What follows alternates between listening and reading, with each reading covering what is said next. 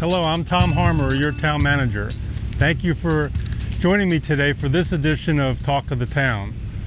Today we're going to talk about beach renourishment. As a barrier island, Longboat Key relies on sand and the protection of sand for the island long term. And so we're in the middle of a major beach renourishment project, and I'd like to talk to you with our project manager about these current efforts. Hey Charlie, how are you? Good, how are you, sir? Good to see you. Nice to see you too.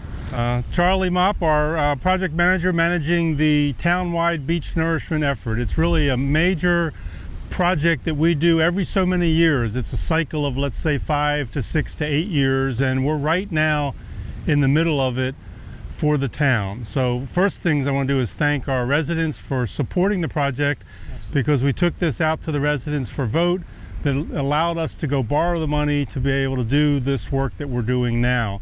And so Charlie has the opportunity to manage all this, and it really involves a couple of components. Here we are now at Gulfside Road.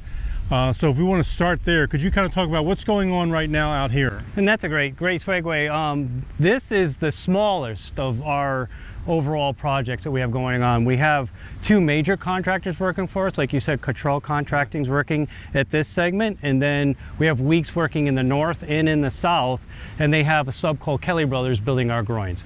So in this segment, which is the smallest, we're taking the sand out of Stump Pass in order to fill the beach, in this very eroded segment of beach. Now you can see that there's a bunch of rock rubble, there was exposed seawalls, and so what we're trying to do is just renourish this critically eroded beach prior to sea turtle nesting season. Okay, so this sand comes out of the pass. That's correct. Right here at Longboat, and we coordinated with Manatee County for that effort? Correct. Manatee County was doing a FEMA project, which was to fill a very small segment of South Coquina Beach, and then what was left over was just going to be left. And so instead of leaving that, we went ahead and coordinated with the contractor and asked them if it would be okay to extend their contract, and they were agreeable to it. So we were able to get this sand for $16 about per cubic yard.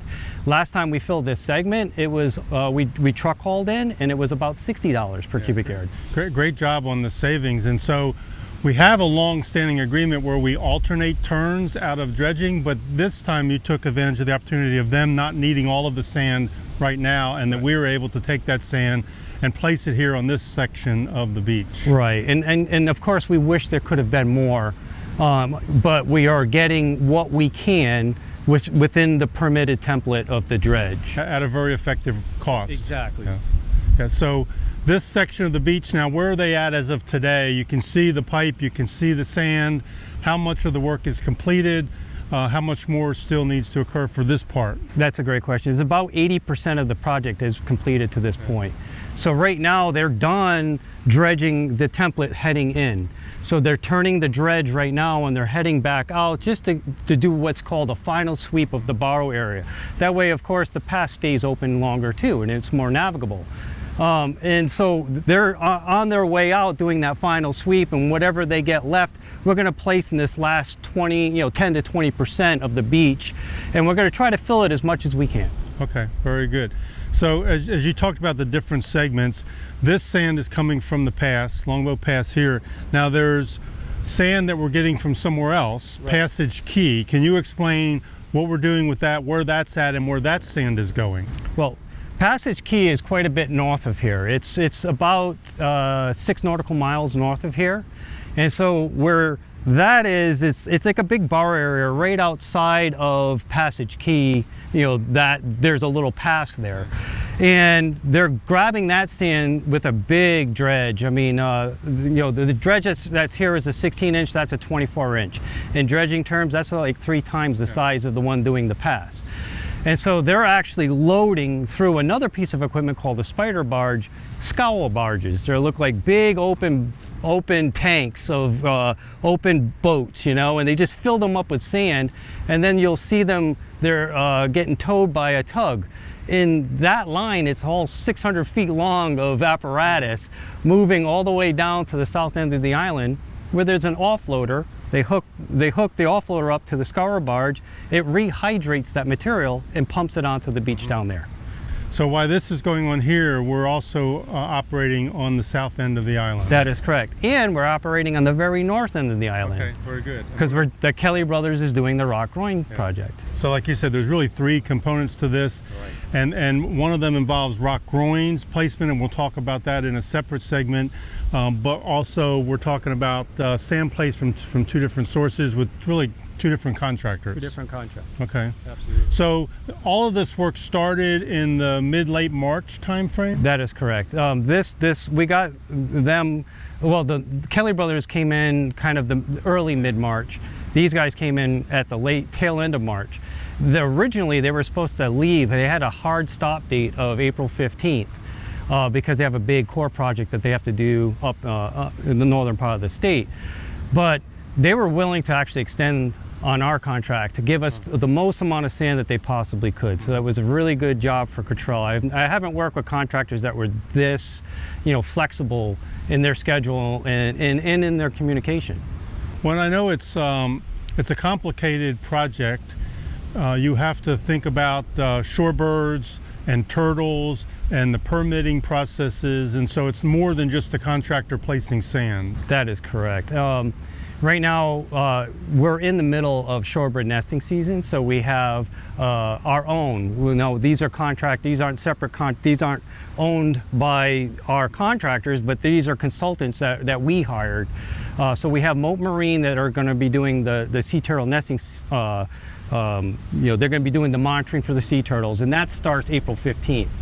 But back in February, in the middle of February is when shorebird nesting season started. So all along we've had Steve Sowers and his crew coming out to do daily checks and giving clearance for our contractors in order to operate.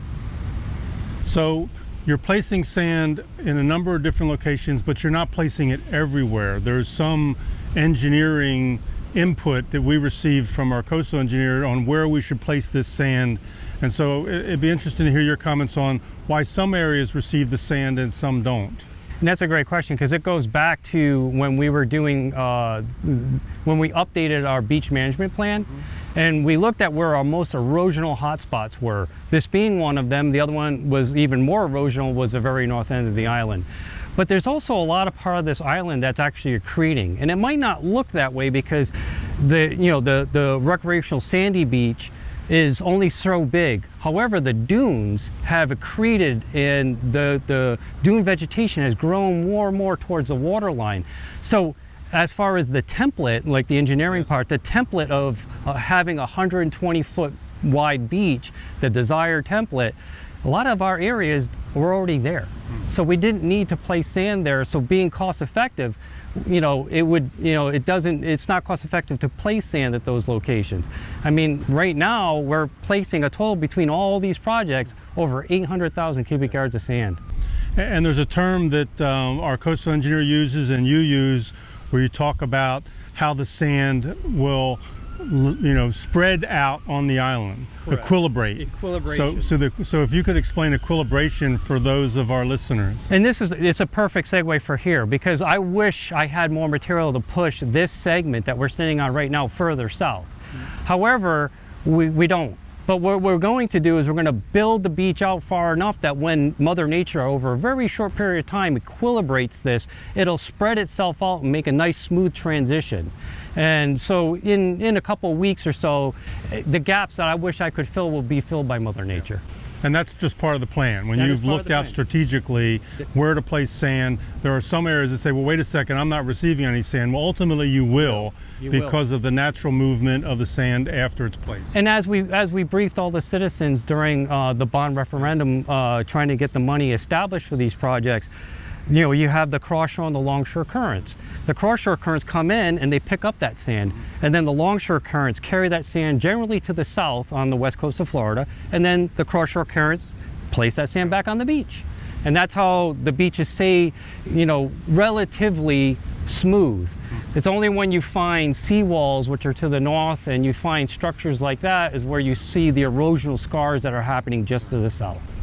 So when do you think all of this will be finished up? From the public's perspective, when will the nourishment projects be complete and all the equipment be removed and all the piping removed and all the dredging equipment gone? Okay, so On this segment, it's going to be sometime later this month. I mean, I'm probably around the 20th is when we will have no more tractors on the beach and no more equipment. So mid-late April. Late April, I would say. And then for segment 3, which is our very southern segment, that also will be done probably towards the end of this month. Okay. Which will leave segment 2, which is our longest segment to do, and that segment will be done probably right at the beginning of June, if not late May, because they actually started a little bit early for us. While that's going on, our rocks are still going in, Yes. and then we're going to start backfilling those rocks in June, and then that project, that northern project, will be complete at the very beginning of August. Okay, so the duration of all 3 projects started in the March timeframe, and all of them will be done on or before August timeframe. Now, of course, we can't control Mother Nature, Sure. so that we have to be flexible with that schedule a little bit. Yes, and we start hurricane season here before we get to August as well. That is correct. Yeah. And hey, that's a great point. I mean, that's one of the reasons why we build our beaches. There's the 3 real reasons. You got recreational value, which also improves your property values, but you also have the sea turtle and the bird nesting, as we described earlier. If we don't have a beach, we don't have those things. And then on top of that, we have our storm surge protection. Our beaches are engineered to about 5 feet in elevation, so that, and with a big runoff, it allows for some storm surge protection when you have, the Gulf of Mexico filled with hurricanes. Well, and I think you mentioned earlier with the dunes and the natural protection, and in many cases the dunes have expanded over years, which is a good thing for the island overall. It's really a good thing for the property owners, but in some cases they might say, well, I have a very narrow recreational beach, but they have this expanded protection, shoreline protection in place now that is a really big deal. It is a real big deal. All right, well, good. Well, thank you for joining me for this segment of Talk of the Town. This is a big deal for the town. It's something we do, as I mentioned in the beginning, on a cycle every so many years, and it's 2021 and it's the year of renourishment. It is the year of renourishment. Yeah, Thank you, Tom. no, thank you.